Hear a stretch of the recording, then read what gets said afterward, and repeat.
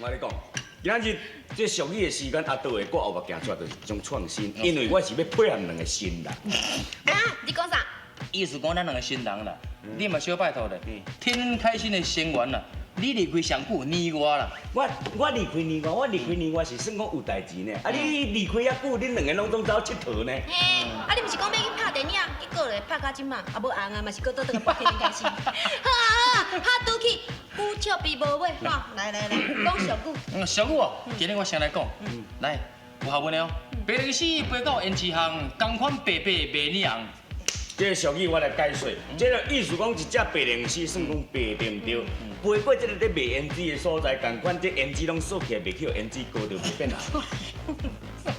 像你讲，你意思讲胭脂拢红的哟，歹势，靠好点。即摆嘛有青的，嘛有黄的，嘛有条啊色的。前个刚伫咧新闻顶，看一个好10几岁尔，喙唇抹乌的。